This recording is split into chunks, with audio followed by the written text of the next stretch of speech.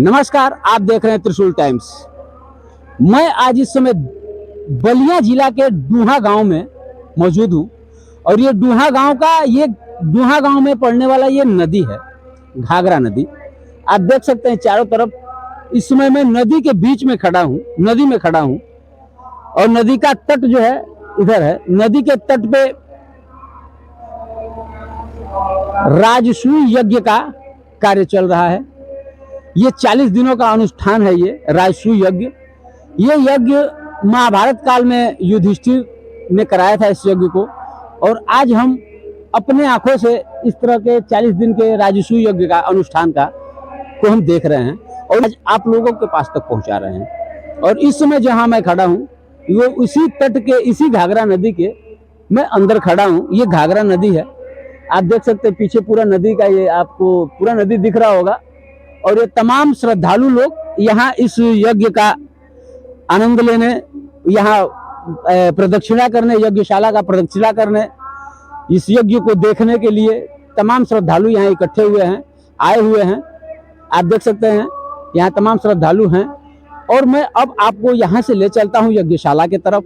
यज्ञशाला का मैं आपको दिखाऊंगा, यहाँ के मैं मंदिर का दर्शन कराऊंगा। बहुत ही भव्य तरीके से यहाँ मंदिर बनाया गया है, बहुत ही भव्य रूप पे है। बिल्कुल घाघरा नदी के तट से सटा हुआ है, बिल्कुल घाघरा नदी को छूते हुए ये मंदिर है। तो आप देख रहे हैं यहाँ ये 108 कुंडी यज्ञशाला है। ये इतना भव्य यज्ञशाला बना हुआ है। इस यज्ञशाला का लोग यहाँ प्रदक्षिणा कर रहे हैं। तमाम लोग श्रद्धालु यहाँ पे आके यज्ञशाला का प्रदक्षिणा कर रहे हैं,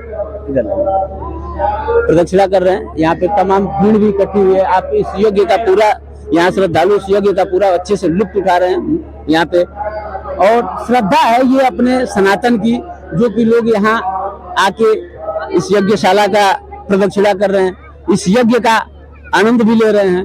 और आइए अब आगे चलते हैं कुछ और। इस यज्ञ में आप देख सकते हैं पूरा मेला लगा हुआ है, तमाम लोग मेला का भी आनंद ले रहे हैं। तमाम श्रद्धालु यहाँ खड़े, आप देख सकते हैं प्रसाद वगैरह भी ये बेच रहे हैं लोग। किसी भी तरीके का अनुष्ठान हो, पूजा हो, तो व्यवसाय बढ़ जाता है। तमाम लोग व्यवसाय, एक तरह से इनका रोजी रोटी भी इससे चल रहा है, इस यज्ञ से। जो 108 कुंडी महायज्ञ हो रहा है, राजसूय यज्ञ हो रहा है, इससे इनकी भी जीविका चल रही है। तो अब हम इस समय आपको लेके आ गए हैं बनखंडी महादेव जी का जो मंदिर है वहाँ। आप देख रहे हैं इस मंदिर की क्या भव्यता है, कितने सुंदर तरीके से इस मंदिर को बनाया गया है। यहाँ तमाम श्रद्धालु आप देख सकते हैं तमाम में टहलते हुए नजर आ रहे हैं।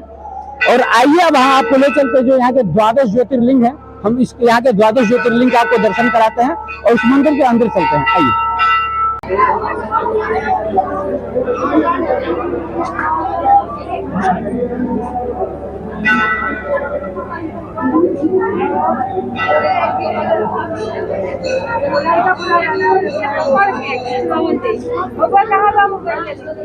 ये कि जो ये बनखंडी बाबा का जो स्थान है, ये कब इसका स्थापना हुआ था? ये 550 वर्ष पहले बनखंडी बाबा यहाँ नेपाल के तरफ से आए थे, जबकि वन क्षेत्र था, वन था, यहाँ कोई निवास नहीं था उसमें। अच्छा, वन था, इसीलिए इसका नाम बनखंडी हो गया। यहाँ आए, अपना समाधि लगाए, अपना स्थान बनाए। इसके पश्चात नेपाल राजा जो है, उनको कोई संतान नहीं था। नेपाल से ढूंढते ढूंढते महाराज जी के पास आए। महाराज जी कहाँ चले गए, इस क्षेत्र में आए। महाराज जी से मुलाकात हुआ।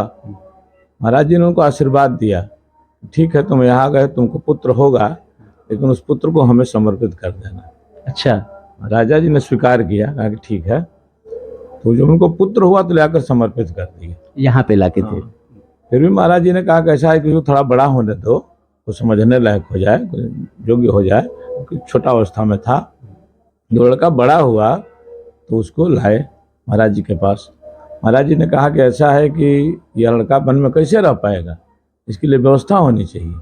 और नेपाल नरेश ने किला जैसे यहाँ स्थान बनाया। हाँ बिल्कुल, ये किला के जैसे बना हुआ, किला जैसे बना, आज भी किला के जैसे दिख रहा है। और ऐसा बनाया कि जैसे मान लीजिए कि जाड़े में गर्म रहे और गर्मी में ठंडा रहे। उसमें बिजली की व्यवस्था तो थी नहीं, एयर कंडीशन तो था नहीं, लेकिन एयर कंडीशन जैसे बनाया था। उसमें गर्मी में हम लोग उस पर चढ़ते थे तो बहुत तेज अच्छी हवाएं लगती थी, बहुत ठंडा रहता था। अब तो चूंकि महाराज जी ने उसको तोड़वा करके नए सिरे से उसमें बलखंडी जी के समाधि का स्थान बना दिया है। द्वादश महाराज जी कौन, महाराज जो तुड़वाए? मौनी बाबा जो है, अच्छा हाँ, मौनी दास ब्रह्मचारी मौनी बाबा, ब्रह्मचारी जी। उसको तोड़वा दिया। थोड़ा जर्जर स्थिति में हो रहा था, तो तोड़वा करके महाराज जी ने उसमें द्वादश ज्योतिर्लिंग की स्थापना करा दी है। और द्वादश ज्योतिर्लिंग की स्थापना। द्वादश ज्योतिर्लिंग की स्थापना करा दी है। और फिर वो समाधि स्थल जो था वो ऐसे भी है, लेकिन बनखंडी नाथ महाराज जी कोई देखा नहीं समाधि लेते। अच्छा, वो ससुरी यहाँ से निकल गए, बन के स्व शरीर निकल लिए है, शरीर निकल गए। उसको कोई, उनको कोई नहीं देखा कोई नहीं देखा। कि उन्होंने कहाँ समाधि लिया है, क्या किया है। उनको ये बताया जाता है कि वो सिंह की सवारी करते थे, सर्प का कोड़ा लगाते थे, लेकिन वो यहाँ से निकले। जब यहाँ बस्ती धीरे धीरे बसने लगी तो सोचे कि यहाँ रहने लायक नहीं है, वो जो है निकल गए वन के तरफ। चिन्ह मात्र उनका समाधि में, समाधि लिए नहीं है वहाँ, वो चिन्ह मात्र है उनका, जो चिन्ह मात्र वहाँ। और महाराज जी जो मौनी बाबा हमारे हैं, इनको स्वप्न में एक रूप आया और इसी रूप का वो मूर्ति बनाया गया है, जो बलखंडी जी का मूर्ति जो स्थापित है। अच्छा, जो वो जो 11 जो ज्योतिर्लिंग है उनके बीच में जो एक आगे एक मूर्ति बनी हुई, दो मूर्ति है, खोडल घाट की है, एक बलखंडी की है। तो महाराज जी के स्वप्न में आया, उस रूप से मूर्ति बनाई गई और मूर्ति को पधराया गया है।